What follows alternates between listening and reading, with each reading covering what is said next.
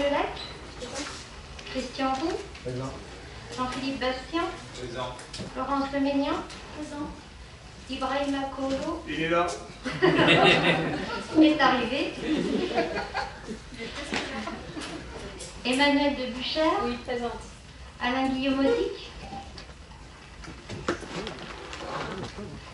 Céline Berthaud. Présente.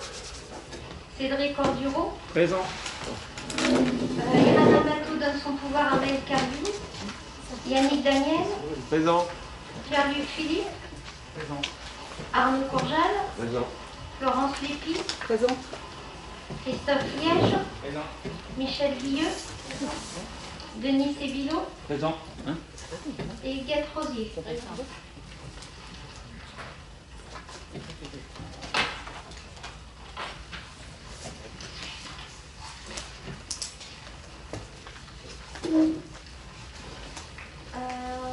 Secrétaire Michel et Céline, vous continuez? Merci. Je vous propose, avant de commencer notre séance de conseil municipal, je souhaiterais que l'on rende hommage à Hervé No, maire de Rezé, qui est décédé de façon tragique le vendredi 11 février. C'est un homme engagé, humaniste, très attaché aux valeurs de la République, d'abord comme directeur d'école dans sa commune de Rezé, puis comme maire à partir de juin 2020. Je vous propose d'observer une minute de silence en soutien à sa famille, les élus de Rezé et tous les habitants de la commune.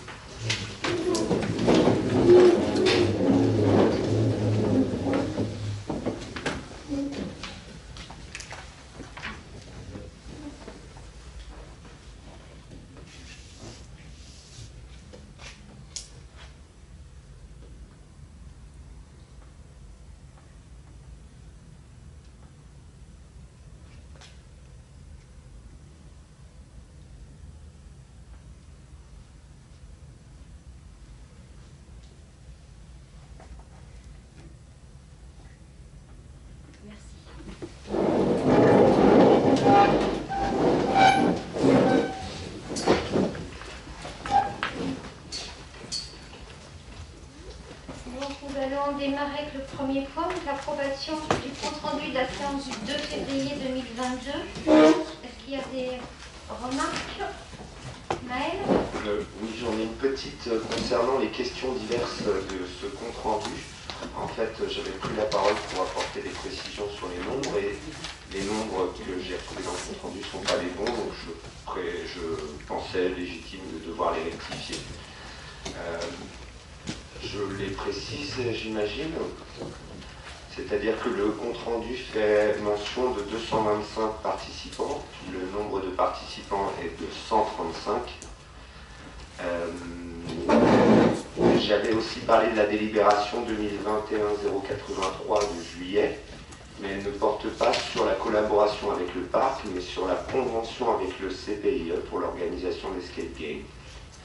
Lors de cette délibération, il était bien noté qu'il y avait 35 créneaux de possibilités d'accueil de 6 participants, ce qui fait 210 participants potentiels. Et du coup, le taux de remplissage, 135 participants sur 210 participants, ça fait 64% et non 74%, comme c'était indiqué dans le compte-rendu. C'était juste par souci de précision. On corrigera. Merci. Il y a d'autres remarques? On va procéder au vote. Donc, qui s'abstient? Qui est contre? L'unanimité. Donc, deuxième point. Donc, dans le cadre de mes délégations, nous avons renoncé à 8 droits de préemption, un petit peu moins que d'habitude. Voilà, on est toujours sur différents secteurs de la commune, ça bouge un petit peu partout. Et il y a eu 5 ventes de concessions au cimetière. Et puis, bon, on va dérouler. Donc, le point 3, pour poursuivre. Donc, le débat d'orientation budgétaire. Cécilia va nous présenter, je donnais. Voilà, je souhaiterais dire quelques mots en introduction de ce DOD. ce débat d'orientation budgétaire est un moment important dans la vie de notre commune. Il permet de revenir sur l'exécution du budget de l'année précédente et de prévoir le budget de l'année à venir. Puis Cécilia va vous détailler ces différents éléments. Budget qui se fait dans un contexte particulier de crise sanitaire encore présente, d'inflation croissante et d'un contexte européen incertain. Ces incertitudes nous bousculent, nous questionnent évidemment. Certains parlent même de contexte anxiogène, sont pessimistes pour l'avenir. Évidemment, nous élus, nous avons bien conscience de ces difficultés que traversent certains de nos habitants. On voit bien avec l'inflation, je le disais, croissante, la hausse des carburants. Mais ce contexte ne doit pas être un prétexte pour stopper le développement de notre commune. Il nous faut regarder vers l'avenir, être visionnaire pour répondre aux questionnements, aux interrogations de nos habitants. Je pense que c'est à nous, élus, de nous saisir des changements qui s'opèrent dans la façon de se loger, de se déplacer, de pratiquer les activités et ainsi d'anticiper. C'est ce que nous faisons déjà, ou déjà avons fait, même en nous inscrivant dans les deux dispositifs que sont Cœur de bourg, Cœur de ville et Petite ville de demain. Et nous continuons cette projection avec la réalisation du plan guide qui nous permet de voir Herbignac à échéance de 10 ans.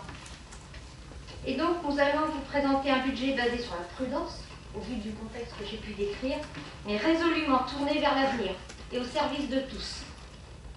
4 grands objectifs ont guidé ce budget. Rendre le logement accessible à tous, avec des projets permettant une mixité sociale, base même d'un développement équilibré de notre commune. Améliorer le cadre de vie de nos habitants, avec des travaux programmés sur plusieurs années. Assurer la continuité du service public. Et enfin, conforter le bien-vivre et le dynamisme de notre commune. Je vais laisser la parole à Cécilia pour détailler les chiffres et le contexte. Donc le rapport d'orientation budgétaire est obligatoire pour les communes de 3500 habitants et plus. Donc il comporte les orientations budgétaires, la présentation des engagements pluriannuels, des informations relatives à la structure, la gestion de l'encours de dette contractée et les perspectives pour le projet budget. Donc ce document retrace le contexte national, les principales évolutions pour 2022, la poursuite des réformes fiscales, avec la suppression de la taxe d'habitation de manière progressive, avec une suppression totale en 2023. Donc la ressource de remplacement est constituée de la taxe foncière sur les propriétés bâties départementales. Donc, comme le disait Christelle tout à l'heure, la revalorisation des bases fiscales, depuis 2018, la revalorisation des bases fiscales est liée à l'inflation constatée. Pour 2022, la revalorisation sera de 3,4% contre 0,2% en 2021. C'est vrai que la crise sanitaire a favorisé cette hausse.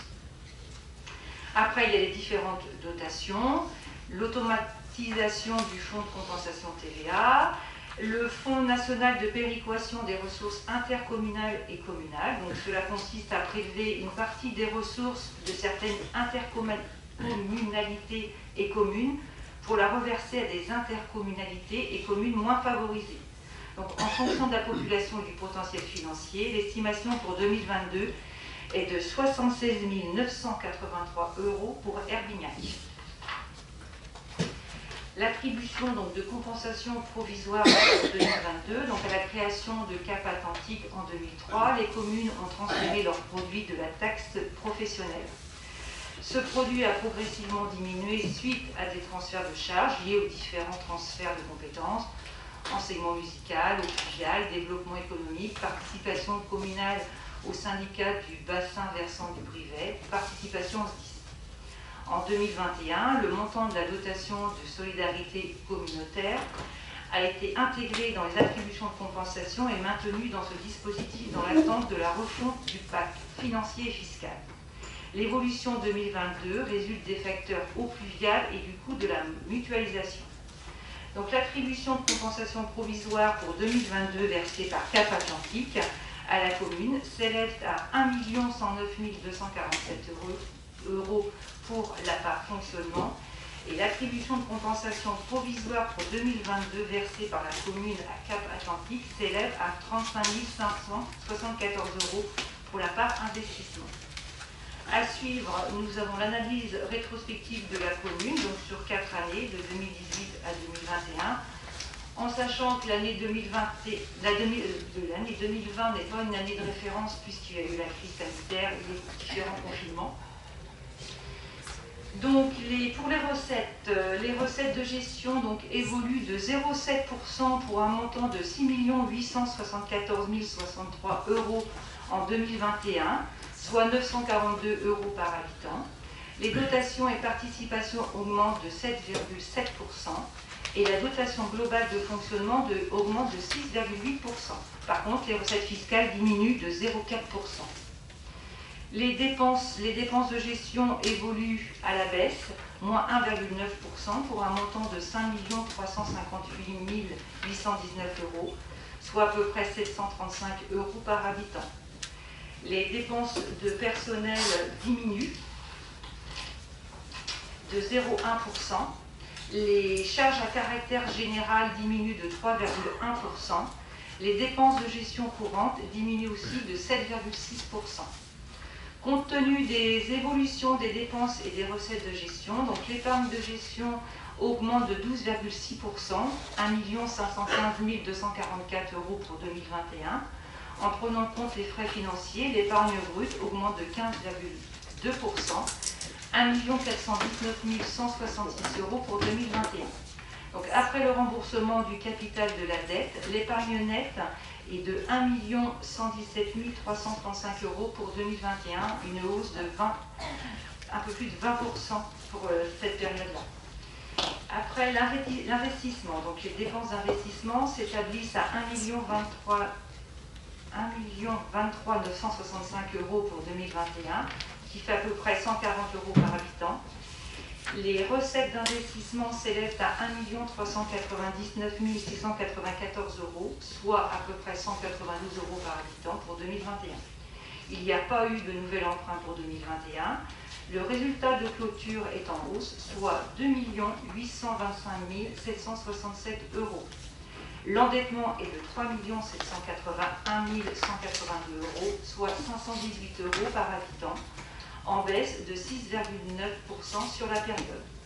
Fin 2021, la situation financière est satisfaisante, avec un encours de dette stable qui, conjointement à l'augmentation de l'épargne, minimise la capacité de désendettement à 2,66 années. Voilà pour la rétrospective.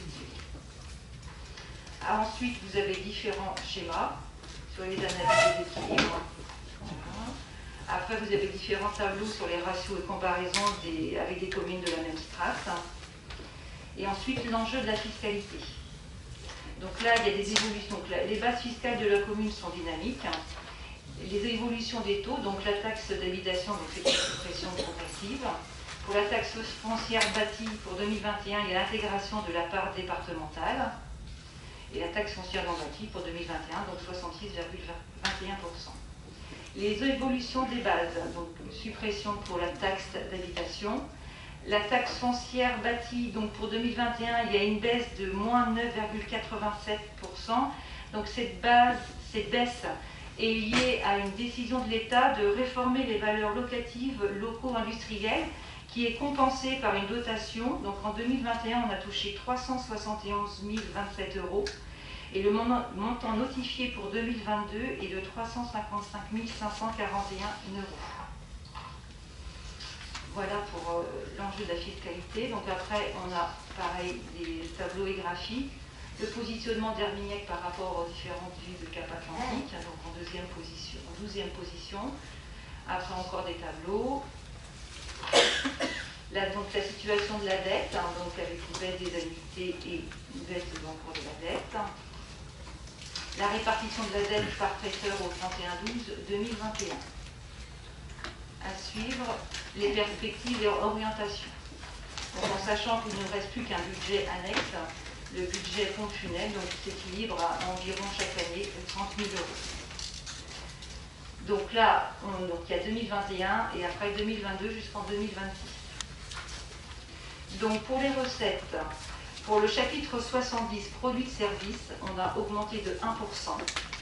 Pour le chapitre 73, impôts et taxes. Les impôts locaux, augmentation des bases, donc comme on a vu tout à l'heure, de 3,44% en 2022, puis augmentation de 1% chaque année. Augmentation des taux d'imposition de 1,5% pour 2022, puis 2% chaque année. Attribution de compensation 1 100 000 chaque année. Il y a le Fonds national de garantie individuelle des ressources communales et intercommunales, 19 783 € chaque année. Taxe de séjour, à peu près 5 000 € chaque année.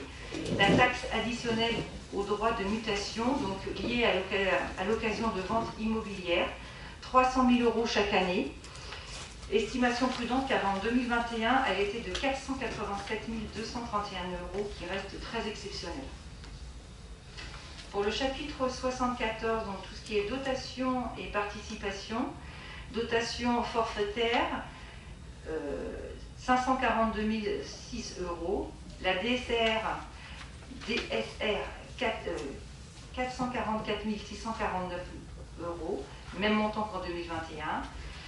Il n'y a que la dotation nationale de péréquation qu'on n'a pas inscrite, parce qu'on la touche depuis 2019, mais on ne la touchait pas aux années précédentes. Donc on a préféré être prudente et ne pas les mettre. Après, dotation de compensation de la réforme des valeurs locatives, des locaux industriels pour 2022, donc le montant, comme je disais tout à l'heure, notifié est de 355 541 €. Et pour les années suivantes, nous avons inscrit 300 000 €.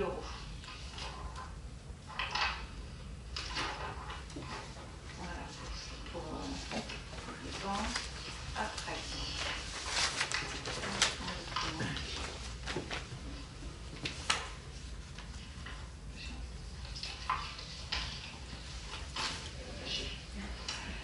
Alors, dépenses de gestion. Donc, pour le chapitre 11, qui est charge à caractère général, qui est tout ce qui est eau, électricité, chauffage, carburant. Donc, pour tenir compte de l'inflation, on a fait une augmentation de 2%. Chapitre 12, charge de personnel, donc plus 2,5% chaque année, comme prévu dans la prospective réalisée au début de mandat par Cap Ornier, avec pour 2022 un ajout de 36 000 € pour les agents recenseurs, dont l'État verse une dotation de 12 000 € qui a été inscrite en recette au chapitre 74. Chapitre 14, atténuation de produits, estimation 100 000 €. Donc ce sont les investissements réalisés par la commune pour les logements sociaux, exemple achat de l'eau viabilisée pour la Silène, qui devrait permettre de réduire la pénalité SRU. Donc pour rappel, la loi SRU, c'est la loi Solidarité et Renouvellement Urbain, qui impose aux communes un minimum de 25% de logements sociaux. Donc les pénalités pour 2021, elles sont de 9 695 €. Pour 2022, elle sera de 101 128 €.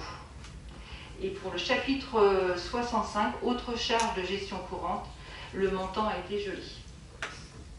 Donc tout ce qui est section donc, investissement, donc, pour les dépenses, nous avons pris en compte les feuilles de route de chaque élu. Pour les recettes, il y a la subvention de la CAF pour le relais petite enfance de 32 500 € pour 2022. Il y a la vente de 2 lots constructifs de la Silène. C'est une écriture comptable qui n'a pas été réalisée en 2021 et qui sera réalisée en 2022 pour un montant de 95 953 €. Vente des logements de compas, 275 000 € en 2022. Participation des propriétaires à la viabilisation des terrains. Le PUP, projet urbain de partenariat, à hauteur de 110 000 € en 2022. Subvention à hauteur de 75% pour les travaux de rénovation énergétique des logements rue Pasteur en 2023, 150 000 €. Subvention à hauteur de 50% de l'enveloppe budgétaire inscrite pour Petite Ville de demain, 150 000 €. Amende de police, 10 000 € par an. Et taxe d'aménagement, 100 000 € par an. Avec pour 2022 un encours à 2 nouveaux emprunts, donc 1 200 000 € pour l'espace festif polyvalent et 195 000 € pour la maison d'assistance maternelle. Donc le résultat de clôture est en baisse, 1 635 218 € pour 2022, avec un encours de dette en hausse, donc avec une capacité de désendettement en hausse pour 2022 et 2023, puis une baisse à partir de 2024. Donc ensuite, l'enjeu de la fiscalité. Donc au DOB 2021, nous avions programmé une augmentation de 2,5% pour la taxe foncière bâtie et non bâtie pour les années à venir. Au vu du contexte national et économique, nous vous proposons une augmentation de seulement 1,5% pour 2022 et de 2% pour les années suivantes. Ensuite, après, il y a la capacité d'investissement. Vous avez, avec les dépenses d'investissement récurrentes à hauteur de 600 000 €, la subvention à la CELA pour la zone d'activité de Kergestin et Pompa, 180 000 €, les opérations d'investissement sur la période de 2022-2026, avec les autorisations de programme votées, donc l'espace physique polyvalent, les soldes de travaux air extérieur de sport et loisirs, les soldes de travaux pour la rénovation et extension de l'école René Kikabou, et les autres investissements, que l'on retrouve sous la forme d'un tableau par un plan pluriannuel d'investissement, donc qui permet d'organiser les futures dépenses et travaux de rénovation, combiné avec les autorisations de programme. Donc cet outil permet d'étaler les prévisions sur plusieurs années et de réfléchir sur le long terme pour le bien-être des habitants d'Herbignac. Voilà, je peux tout vous lire. Donc là, il y a les petites villes de demain avec les subventions de 50%. Voilà.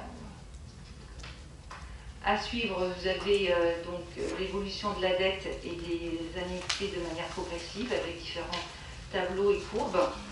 Donc l'évolution de la dette commence à augmenter donc, à partir de 2022. Suite à la souscription de 2 nouveaux emprunts, elle va continuer à augmenter jusqu'en 2023 pour amorcer une descente à partir de 2024. Donc ce ratio pourra être amélioré de manière substantielle par l'accroissement de l'épargne brute et donc de la différence entre les recettes courantes et les dépenses de gestion. Le recours à l'emprunt pourra être moindre si le montant des subventions est supérieur aux prévisions. Donc ce rapport d'orientation budgétaire est avant tout une projection et ce avec un budget prudent. Donc voilà, si vous avez des questions. Donc il est proposé au conseil municipal de prendre acte de la tenue du débat d'orientation budgétaire.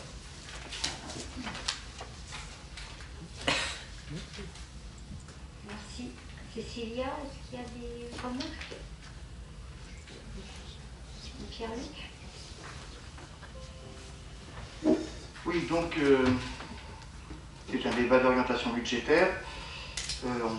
On est là pour discuter, n'est-ce pas, et puis faire des remarques. Donc à part les décisions gouvernementales pas toujours très heureuses, auxquelles vous nous avez fait part, et les obligations légales liées à l'intercommunalité, nous ne voyons là qu'un très beau catalogue. Et comme tout catalogue, c'est effectivement une projection dans l'avenir, mais pas toujours évidente et pas toujours concrète. Nous, ce qui nous préoccupe, c'est tout simplement l'absence d'une salle polyvalente depuis près de 3 ans, puisque c'est en juillet 2019 qu'elle a été fermée. C'est l'absence d'une maison du tourisme et du patrimoine. C'est aussi des équipements communaux sous-dimensionnés par rapport à une population qui augmente, et on le verra avec le recensement. Donc pour nous, ça nous préoccupe, hein, et personnellement, en tout cas, je pense que notre image en pâtit, et c'est bien pour ça que c'est bien, nous avons des aides avec les 2 entités que vous nous avez citées, n'est-ce pas, Petite Ville de demain entre autres, mais la hausse des taxes liées sur le foncier en particulier, c'est pareil, ça va impacter la population qui n'a pas besoin de ça actuellement pour justement passer ce moment difficile lié à la fois à la pandémie et à la guerre en Ukraine, qui va certainement impacter nos porte-monnaies à nous tous. Voilà nos préoccupations actuelles. D'autres remarques? Denis? Oui. Outre ce qu'a rapporté Pierre-Luc, moi j'irai plus en profondeur là. Mes inquiétudes portent plutôt sur le niveau de l'épargne nette qui, de 2026 à 2021, va quand même baisser de 623 000 €, 0,35. Et Et donc, ça, bien sûr, ça va impacter notre autofinancement. Et plus notre autofinancement est faible, ben plus on aura besoin au recours à l'emprunt. Et je note une deuxième chose, autant le budget personnel avait été maîtrisé de 2018 à 2021, parce que, comme tu l'as dit Cécilia, l'augmentation est de 0,1%. Et ça repart à la hausse, malheureusement, entre 2021 et 2026, parce que vous avez prévu une dépense supplémentaire de 439 657 €. Donc, c'est vrai que c'est inquiétant. Et surtout que, bien sûr, que le budget de fonctionnement sera impacté, parce que la hausse des carburants va, dans les services techniques, bien sûr, est impactant, le gaz pour nos écoles, et le bois, le papier, enfin que sais-je. Donc ce sont mes inquiétudes. Ok, alors juste pour répondre, toutes les recettes évidemment ne sont pas inscrites. C'était par net sera meilleur, mais par prudence, je crois que je l'ai dit en introduction, Cécilia l'a répété, tant que les recettes ne sont pas notifiées, ne sont pas pérennes, on n'est pas sûr, on ne les inscrit pas. On a fait vraiment le budget de la prudence. Quant aux investissements, ils sont à la hauteur de ce qu'ils sont réalistes, ils correspondent aux besoins de notre population. Notre espace festif est en cours de construction. Et puis, comme je l'ai dit en introduction aussi, on ne va pas regarder dans le passé sans arrêt. Voilà, ça y est, on va vers l'avenir et aussi pour l'équipement, voilà, de notre commune et pour nos habitants. Quant à l'inflation qui inquiète tout le monde, je l'ai dit aussi, nous en avons bien conscience et on l'a inscrit dans le budget puisqu'on a prévu une augmentation supérieure de ces dépenses. C'est déjà prévu dans le budget. Et pour les charges de personnel, il faut savoir qu'il y a aussi des évolutions. Donc c'est normal qu'il y ait des hausses aussi. Et l'évolution de carrière.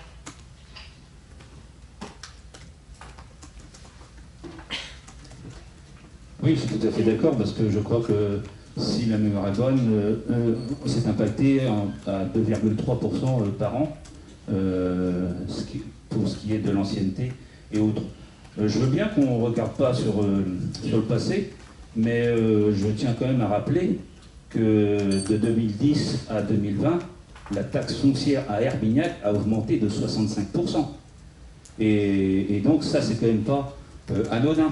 Et que maintenant, certaines taxes foncières s'élèvent à peu près à un SMIC. Donc ça commence à devenir conséquent pour les foyers herminiacais. Et si on voit le niveau des foyers fiscaux d'Herbignac, il n'est pas très élevé. Herbignac n'est pas une commune riche.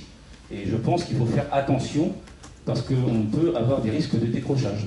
Alors on est d'accord avec toi, puisqu'on a modéré cette augmentation, seulement 1,5 et pas 2,5 comme on l'avait prévu. Et je préfère que l'on augmente régulièrement et doucement, et pas de dire là on n'augmente pas, et puis l'année suivante on met 3 ou 4%, comme l'ont fait certaines collectivités. Je ne suis pas sûre que ce soit la meilleure des solutions. D'accord, mais il faudra quand même intégrer. On augmente de 1,5, mais il faut quand même ne pas, il faut impacter les bases de 3,4, ça sera quand même une augmentation de 4,9.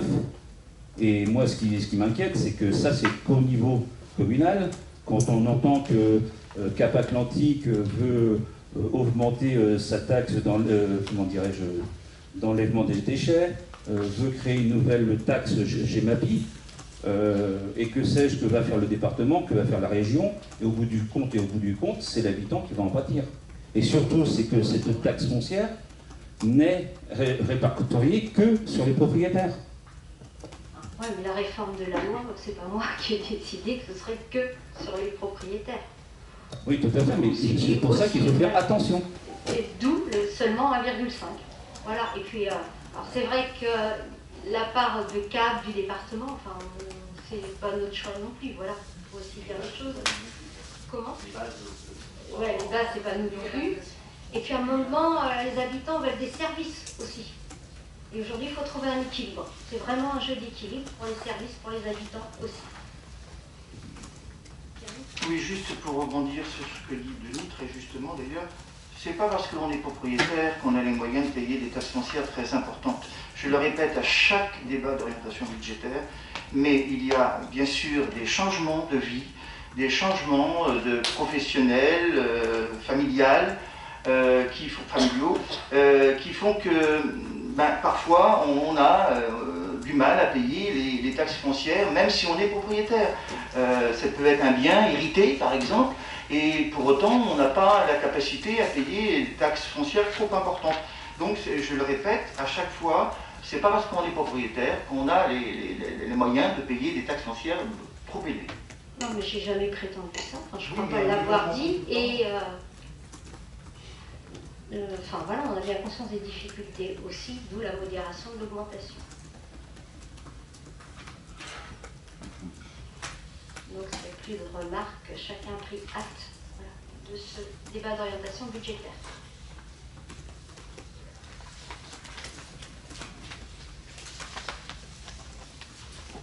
On va pouvoir passer au 4e point, François, sur la dénomination de voie Langue de la Bosse à Langâtre. Oui, merci. J'ai été donc sollicitée par un exploitant agricole qui a transféré son exploitation située auparavant au 5-10 rue de la Fontaine à Langâtre, donc les parcelles ZH65 et ZH182, sur les parcelles ZK 53, 54 et 55. Je crois qu'on a un petit plan ou pas. Vous le voulez? C'est bon? Donc si c'est bon, ben voilà. Donc ce qu'on vous propose, ce serait d'autoriser Madame la maire à signer les documents pour que cette voie soit reconnue localement sur la commune et de la dénommer Langue de la Bosse. Et de lui affecter un nom. Là, donc, il faut une décision du conseil municipal.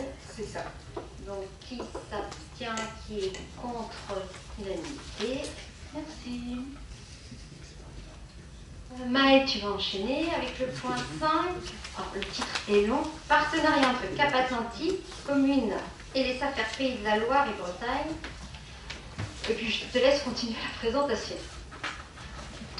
Donc la délibération a pour objectif d'autoriser Madame la maire à signer un avenant à la convention qui lie Cap Atlantique, ses communes et les affaires des Pays de la Loire et de Bretagne quant à la convention de veille, surveillance et enquête et observatoire foncier.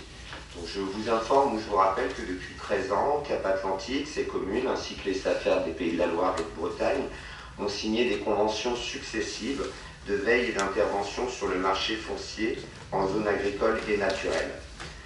Ces conventions ont permis de bénéficier de possibilités de préemption qu'à la SAFER, et l'objectif est de réguler le prix des terres agricoles et de constituer, voire gérer des réserves foncières.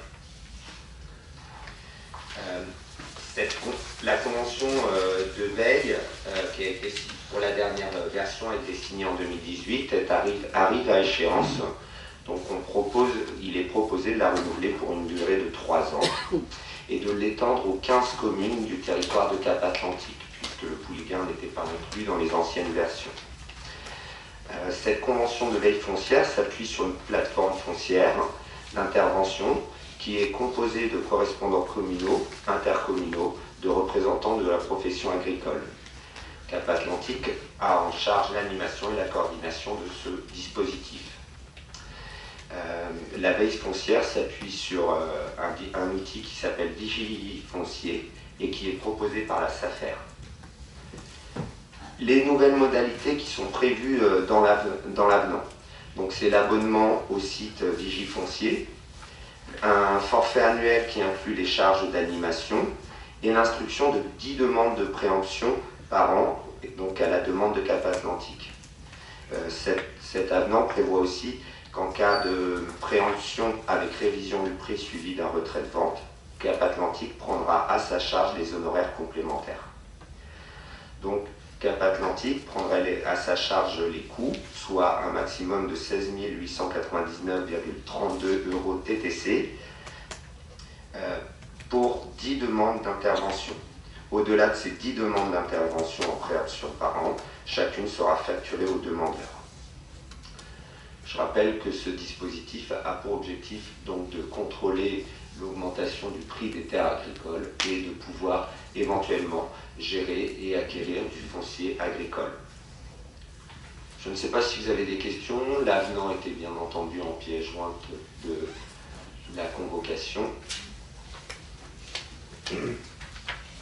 Arnaud? Oui, moi c'est pas une question, c'est juste une remarque sur le montant, quoi.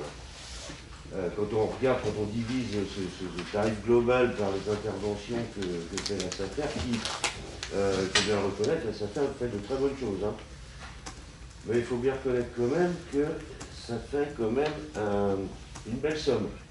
Donc c'est quand même, je trouve que c'est une somme très conséquente. Donc j'espère sincèrement que derrière cela, au-delà des choses que l'on peut connaître ponctuellement, qui est faite par la SAFER, mais j'espère sincèrement qu'il y a du bon boulot de faire, hein, parce que c'est quand même pas, c'est pas une petite somme. Juste pour précision, la somme indiquée comprend les éventuelles interventions en préemption. Sans demande de préemption, la somme versée par Cap Atlantique à la SAFER est inférieure. Oui, d'accord, je suis d'accord avec toi, mais quand on voit que l'abonnement au site Digifoncier, 5 432 €, je trouve que c'est un bel abonnement. Voilà. On le dira à la SAFER alors. Non, mais n'hésite pas, n'hésite pas. Donc qui s'abstient, qui est contre l'unanimité, il faudra mettre en application tout de suite, puisqu'on a parlé d'acquisition de 2 parcelles à Pompa. Maëlle, je laisse écrire.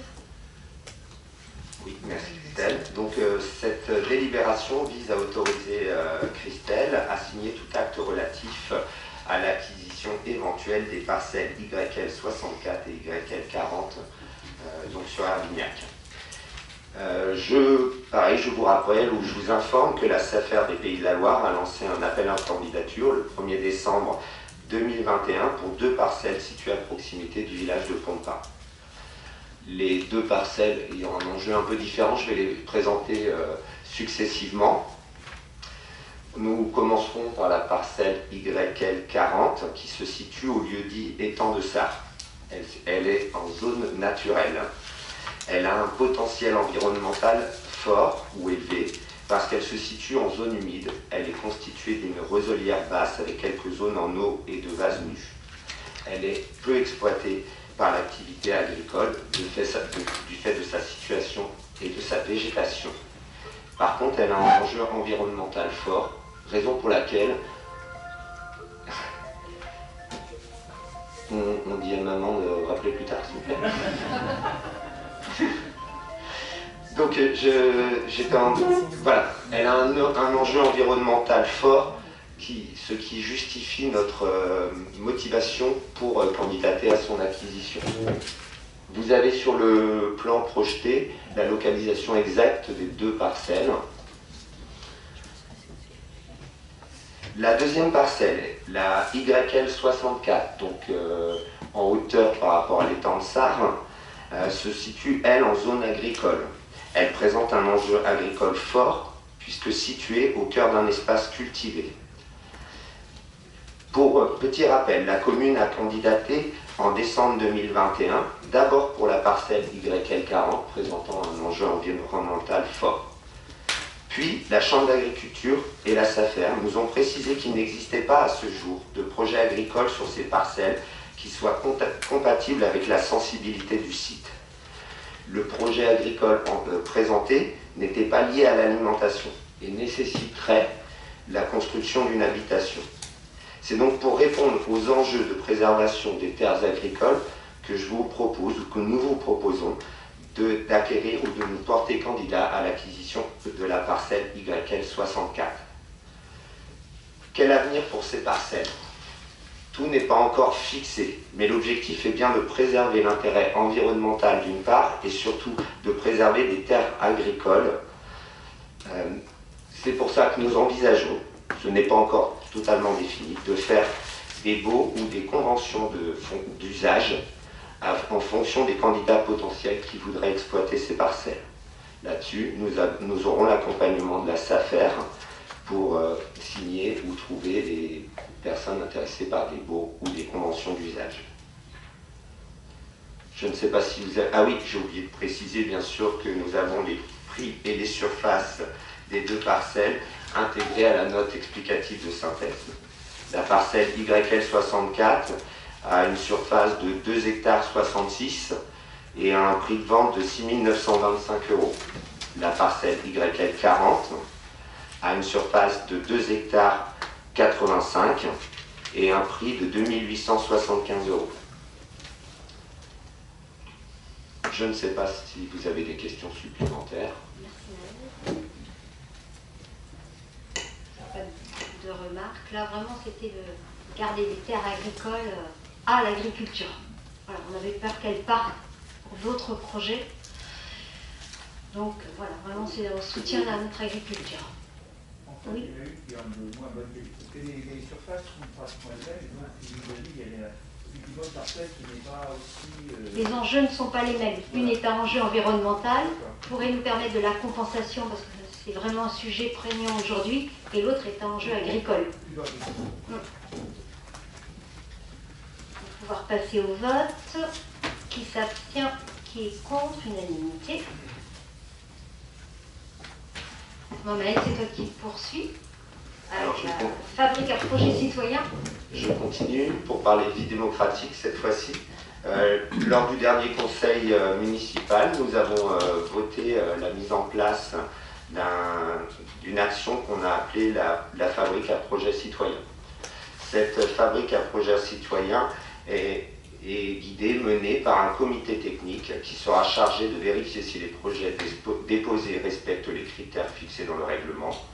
Ce comité technique veillera également à l'impartialité du déroulé du vote et certifiera les résultats. Il veillera aussi à ce que les projets présentés ne génèrent pas de situation de conflit d'intérêts. Pour rappel, ce comité technique sera constitué de 2 élus de la majorité, d'un élu de la minorité, de 2 techniciens de la ville. Pardon, je continue, j'ai mélangé mes notes. Donc de 2 techniciens de la ville, de 3 habitants volontaires, dont un de moins de 25 ans, et de 2 membres du Conseil des sages. L'objet de cette délibération est de nommer les élus membres du comité technique. Concernant notre groupe, nous proposons de nommer Jean-Philippe Bastien et moi-même, et de proposer Emmanuelle de Buchère comme suppléante. Je ne sais pas si vous avez des questions et des propositions de nom. Des propositions de nom, tout simplement. Donc de Denis Sébillot en titulaire et Arnaud Courjal en suppléant. Merci.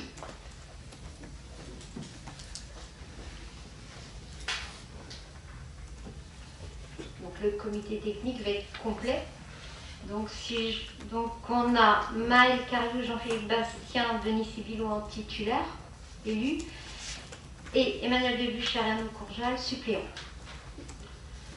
Donc, qui s'abstient? Qui est contre? Unanimité. Merci Maëlle. On va parler maintenant de la mission locale. Françoise, qui nous évoque la participation 2022.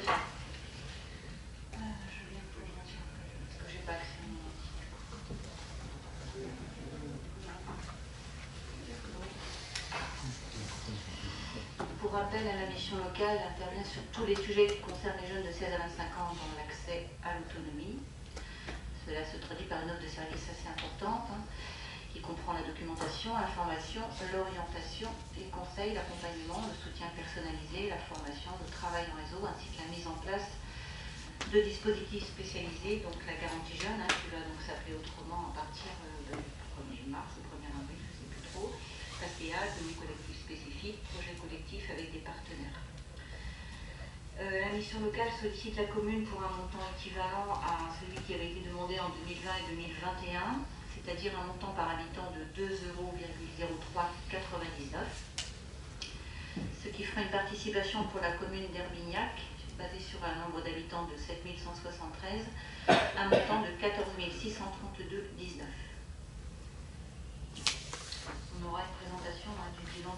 de la mission locale dès qu'il sera réalisé. Ouais. Sur le rapport d'activité, on pourra vous donner le nombre de jeunes Herbignaciers concernés sur quelle mission. Il n'y a pas de remarques, Pierre-Luc? Oui, juste, j'étais pas à la commission sociale. Une évolution sur les positions de Ville de la Baule et du Croisic ou pas d'évolution? Moi, sur la mission locale, je n'ai pas d'autres sur ces deux communes pour lesquelles on m'interroger. C'est plutôt au niveau du clic, il y a des difficultés au niveau du financement. Oui, mais pas le cas sur la mission locale? Moi, je n'ai pas de retour à ce sujet. D'accord. Non, je crois que toutes les communes sont partenaires. Il y avait pourtant des réticences à un moment donné. Ah oui, Sur la mission locale, je sais que l'autre a dit que... Voilà, c'est pour ça, oui. Mais moi, voilà, comme je ne suis pas forcément responsable des bureaux de la mission locale, Ouais. D'accord, parce que oui, il n'y avait pas que pour le clic, hein, il y avait... Non. je ne peux pas forcément financer sur le... Voilà, c'est ça. Global. Ok. Donc, il est proposé au conseil municipal de verser une participation de 14 632,19 € à la mission locale de Presqu'île Girondaise pour cette année 2022. Qui s'abstient, qui est contre unanimité. Non, je disais que non, le Croisic a toujours été d'accord pour verser la subvention. La présidente, quand j'y étais, elle était croisicaise et elle veillait à ce que ça ne... Alors, c'est la ville de la Baule, simplement? Oui, mais j'ai pas vraiment souvenir comme pour le truc. La Baule, moi non plus, puisque j'étais à la mission locale avec Marie-Renée, nous étions toutes les deux, il n'y avait pas de souci avec la Baule, d'où mon étonnement quand tu as évoqué la Baule. Mais c'est parce qu'il n'y a, pas de service aux jeunes dans les communes, excuse, il n'y a pas d'apport pour les jeunes, ils savent qu'on ne sait pas faire, ni nous, ni les autres communes, et c'est pas remis en cause. C'est le clic uniquement qui était remis en cause parce qu'ils ont eux leur service et rendent le Croisic et la Baule, voilà, mais pas eux. Je suis désolée. Non, mais pourtant j'avais au niveau des retours, parce que la mission locale, Ils sont souvent les derniers à payer, c'est pas ce qu'ils disaient ils sont souvent les derniers à payer. Ah, ce sont les derniers à payer.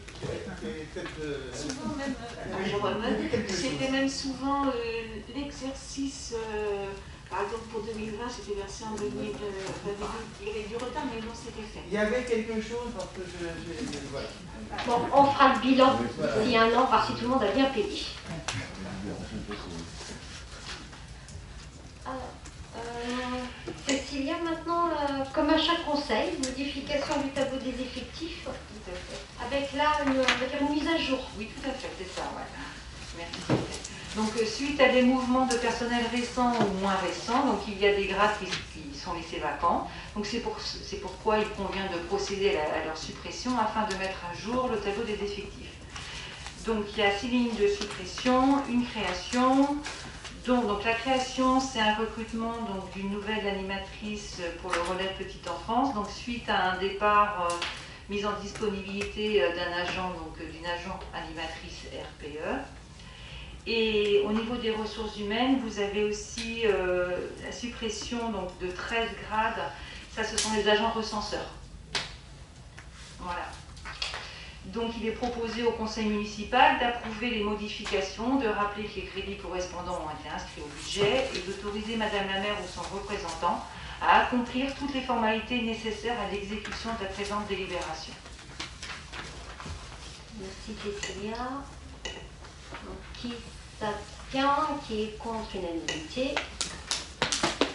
Cécilia, toujours toi. Avec la création d'un comité social territorial qui regroupe CHSCT, CT, et là on le ferait comment entre les agents de la commune et les agents du CTS? La loi du 6 août 2019 de transformation de la fonction publique est venue modifier l'article 32 de la loi du 26 janvier 1984. Donc cet article prévoit la fusion du comité technique avec le comité d'hygiène, de sécurité et des conditions de travail. Cette nouvelle instance portera le nom de comité social territorial et est créée dans chaque collectivité ou établissement employant au moins 50 agents.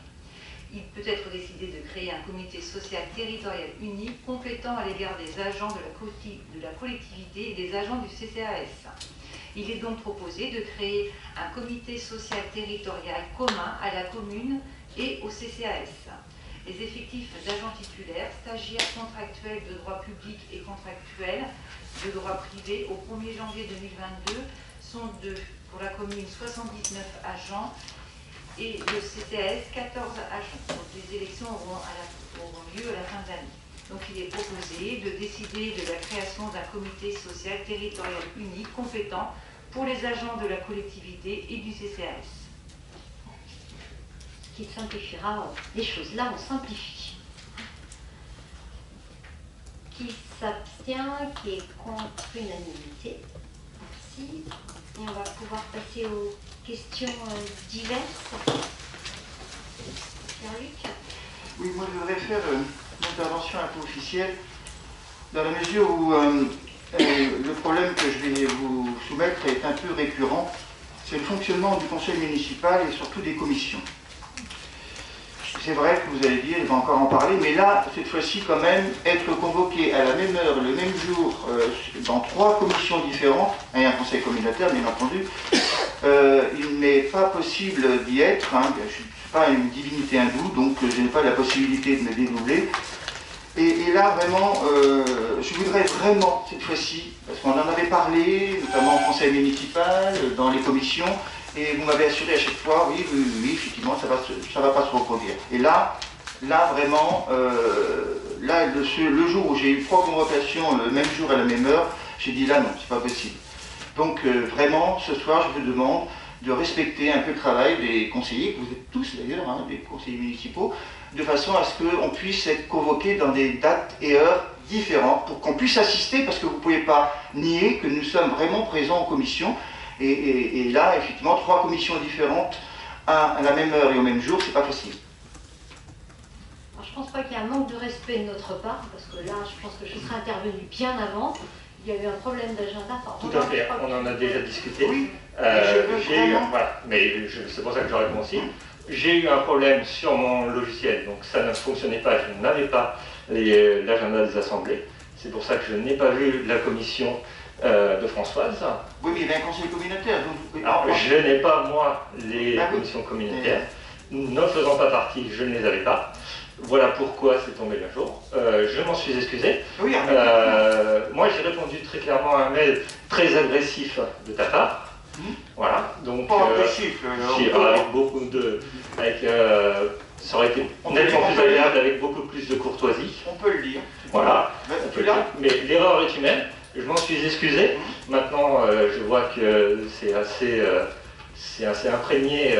Non, d'ailleurs, j'ai été remercié toi de l'avoir.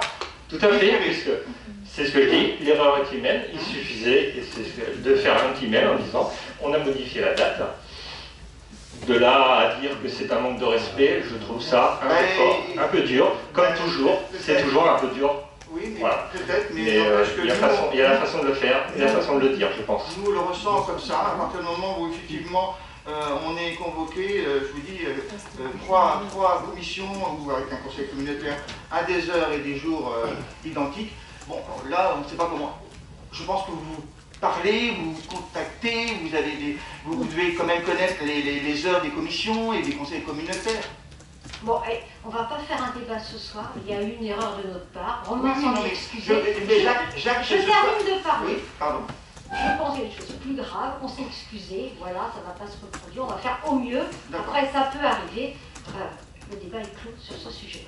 Et puis, je voudrais continuer. Notre convention pour la salle de l'opposition, elle arrive quand? À maintes reprises, je l'ai demandé. Au bout de 2 ans, quand même, du municipal. On en a reparlé. Oui, on en a reparlé, enfin j'en ai parlé avec vous il n'y a pas très longtemps. Oui, on en avait quand même parlé avant. Et du coup, j'ai demandé à ma collègue directrice ressources qui s'occupe aussi de l'administration générale de préparer quelque chose et de vous le soumettre. Je me permettrai simplement, en tant que DGS, de rappeler ici que on est toujours en manque de personnel sur certains postes et qu'on a une charge de travail qui est quand même très importante. Et du coup, je vous demanderais si possible aux uns aux autres de la patience. Hein, parce que malgré le fait de travailler parfois jusqu'à 19h le soir, ou certains directeurs le week-end, on n'y arrive pas forcément, donc on gère les priorités, et j'en suis désolée, mais on ne peut pas faire autrement là. Hein, donc on n'a pas oublié et je veillerai à ce que vous ayez quelque chose assez rapidement. De toute façon, c'est une disposition légale. Oui, tout à fait, oui. Ouais. Mais ceci dit, normalement, alors en effet on n'a pas d'écrit, mais à part une petite erreur une fois et un problème, en général la salle vous est réservée parce que vous le signalez. Oui. J'anticipe maintenant. Oui, tout à fait. Donc ça va se régulariser, mais je vous demande quelques semaines de patience. Merci. Je rajouterai un peu d'indulgence vis-à-vis de nos agents qui ont une charge de travail énorme et on a du mal à finaliser nos recrutements, mais c'est le cas de tous les mairies aujourd'hui, toutes les communes. Donc un peu d'indulgence et de tolérance dans ce monde si compliqué. Est-ce qu'il y avait d'autres remarques? Alain, je crois. Alors, comme souvent, un petit point sur la fibre optique. Épisode numéro, voilà. Suite au courrier qui a été envoyé par le président Nicolas Criot début février, on a les chiffres là pour janvier et février. On progresse, pas suffisamment. 150 nouvelles prises en 2 mois, c'est pas suffisant. Sur la base INSEE 2014, on est à 60%, mais sur le logement à date, actuellement on a 3900 logements, on est seulement qu'à 46%. Donc on voit que ça, malgré les courriers, malgré les injonctions, malgré tout ça, on n'arrive pas à compenser le retard qui est pris. Donc je te laisse. Ouais, j'avais proposé, si vous vous souvenez, lors du dernier conseil municipal, de mettre en place une pétition. Donc on a démarré dès lundi, puisque les objectifs ne sont pas atteints. On avait laissé un délai de 3 semaines. Les objectifs ne sont toujours pas atteints. Donc on vous propose de rédiger un texte et puis de venir signer en mairie. On ouvrira en mairie un livre de pétition, voilà, qu'on verra, qu'on fera suivre ensuite. Et, voilà, une nouvelle action. On recherche de nouveaux moyens de pression et sans jamais relâcher. Donc c'est assez désolant, mais on y laisse beaucoup d'énergie. Beaucoup d'énergie pour peu de résultats. Donc il faut qu'on puisse. Donc là on mobilise tous les herbignacais. On a besoin que tout le monde vienne signer cette pétition. C'est important pour nous, élus, d'avoir l'appui de la population. Il y a eu un courrier officiel, un retour, je veux dire, suite au courrier de M. Criot. Pas encore. Pas encore. Madame Gouraud n'étant plus ministre de la cohésion du territoire, on suppose qu'il y a eu un peu de... Il y a un vide.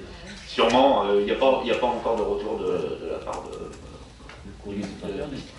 de l'ancien ministre. Merci Alain. Cécilia, je crois que tu avais un point aussi sur un groupe de travail. Oui, voilà. Donc, avec les travaux, donc, comme vous le savez, je veux dire, le bourg va être fermé. Et nous souhaitons mettre en place des animations. Donc, nous avons créé un groupe de travail et donc, on vous demande, si vous voulez venir, 2 personnes. Donc, si vous avez des noms... vous pouvez m'envoyer un mail. Et donc la réunion sera le 24 mars à 18h à la mairie. Eh bien, c'est pour créer des animations. Voilà, c'est dans le centre-bourg. Tout à fait, voilà. Tout à fait. Après, toutes les idées sont bienvenues. Donc là, ça va être la première rencontre. Et puis pour mettre après, mettre en place tout ça. L'organisation. Oui, tout à fait. Oui, oui, pas de souci. Les 2 ans, on constituera ainsi un groupe de travail. Et donc, c'est pour ça que je vous donne la date, 24 mars, à 18h. Oui, tout à fait. J'ai une autre information par rapport à la Sainte-Barbe, qui a lieu le 16 avril. C'est compliqué puisqu'on sera en période de réserve électorale, donc aucun élu ne sera invité, ne peut être présent à la Sainte-Barbe. Alors, sauf deux, mais pas à titre d'élu. Cécilia et moi, nous serons présentes, parce que moi, je suis mère, alors maman de pompier, donc je peux être présente. Et Cécilia, étant maman et épouse de pompier, sera présente. Mais pas de façon, entre guillemets, officielle. On n'a pas de chance.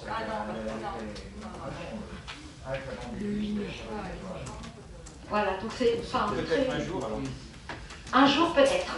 Mais restons optimistes, voilà. Maëlle ?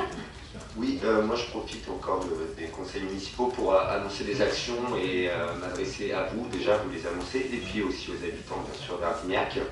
Donc on en a parlé tout à l'heure, la fabrique à projet citoyen est en cours, donc j'invite tous les potentiels porteurs de projets à nous les soumettre et d'agir pour leur commune et l'amélioration du bien-vivre à Arvignac d'une manière générale. Je vous informe, ou je vous rappelle aussi qu'il y a actuellement un concours photo intitulé Arvignac, ses ports, ses marais. On a déjà pas mal d'envois qui sont de grande qualité. J'invite tous les photographes amateurs, débutants ou confirmés à participer à ce concours. Une date aussi dans le cadre des ABC, si vous vous rappelez, Atlas de la biodiversité communale, qui ont lieu sur les 3 années, 2021, 22 et 23. Ces ABC portent des volants d'animation et de sensibilisation du grand public. Et il y a énormément d'actions sur l'ensemble des communes, mais une aura lieu sur Arvignac du mois d'avril, avant le prochain conseil municipal. Donc j'annonce que celle-là, bien sûr. Le dimanche 3 avril, les personnes intéressées sont invitées à s'initier au chant d'oiseaux. L'inscription se fait sur le site du parc naturel régional de Brière. Et enfin, dernière annonce ou dernier rappel, nous avons lancé des rencontres avec les habitants d'Arvignac et notamment de secteur par secteur. La première rencontre dans cette action qu'on a appelée à la rencontre de vos élus concerne les habitants du secteur 8, donc c'est les habitants du nord de la commune. Je vais citer quelques villages en m'excusant d'avance de tous ceux que je ne citerai pas. Donc c'est le secteur de la ville Perrotin, de la ville Renault, etc., etc. Comme ça j'en citerai moins, il y en a plus qui m'en voudront. Donc rendez-vous. C'est un nouveau village, etc. Voilà, on peut continuer, hein, le Fozo, la ville du Rang, je vais pas tous les énumérer, j'y arriverai peut-être même pas sans en oublier de tête. Donc les habitants sont invités donc, le samedi 19 mars de 10h à 12h. À la salle de la ville Perrotin. Voilà. La salle Gilbert Lelex, c'est là. Merci Marie. Yannick, je crois que tu voulais intervenir en ce fin de conseil. Il n'y a pas d'autre. Je vais te laisser la parole.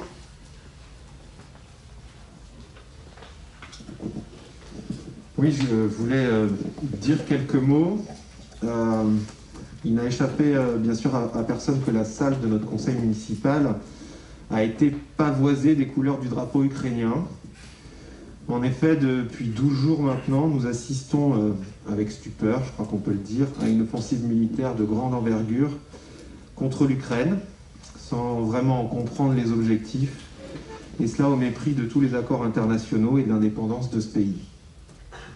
Nous le savons, tous, l'Ukraine est un pays qui a fait le choix de la paix en renonçant à toute possession d'armes nucléaires depuis 1992, allant jusqu'à détruire ou transférer à la Russie celles qu'elle détenait encore. Le peuple ukrainien, tout au long de ces dernières années, a montré sa volonté d'une vie politique et institutionnelle basée sur la démocratie, afin de garantir à chacune et à chacun des Ukrainiens une véritable liberté, ce qui s'apparente à nos valeurs européennes. Voilà aussi pourquoi le peuple ukrainien n'a cessé de se rapprocher des pays européens, de notre pays, de nous citoyens européens. Mais ça semble déplaire au président russe, qui y voit un danger d'occidentalisation des Ukrainiens, ce qui semble à ses yeux suffisant pour déclarer la guerre à ce pays. Nous ne pouvons être insensibles au drame humain que la guerre va engendrer, aux milliers de réfugiés qui vont devoir quitter ce pays, qui vont rejoindre nos pays et qu'il va nous falloir sans doute peut-être accueillir. Alors si les mots sont peu de choses face au vacarme des armes, C'est notre manière d'exprimer notre compassion et notre effroi ici ce soir, conseil municipal d'Herbignac. Après les mots, il est souvent nécessaire de se mobiliser et de passer à l'action. C'est pourquoi la ville d'Herbignac, en collaboration avec l'AMF et la protection civile, a déjà lancé une collecte qui a démarré le 7 mars dernier et qui se termine demain. En fonction de l'évolution de la situation, sans doute que d'autres actions pourront être envisagées. On retiendra aussi que le site Oui Ukraine, qui a été relayé par le département 44, est une bonne manière de se mobiliser, puisqu'ils sont recensés un certain nombre d'actions à destination de la solidarité que nous pouvons montrer au peuple ukrainien. On trouve l'adresse de Oui Ukraine sur le site du département de Loire-Atlantique. Merci à vous de ces quelques moments de partage autour de cette question. Merci Yannick, c'est important, voilà, de marquer notre solidarité. Juste pour compléter, nous avons commencé à établir une liste aussi de familles herbignacaises pouvant accueillir des réfugiés. Cette liste sera transmise ensuite à la préfecture qui va dispatcher les réfugiés dans les différentes familles. Je vous proposerai aussi, lors du prochain conseil municipal, de faire un don, voilà, à l'Ukraine. Il est en train d'être organisé, bien encadré, c'est important aussi aujourd'hui. Donc je ferai une proposition au prochain conseil municipal, toujours en solidarité.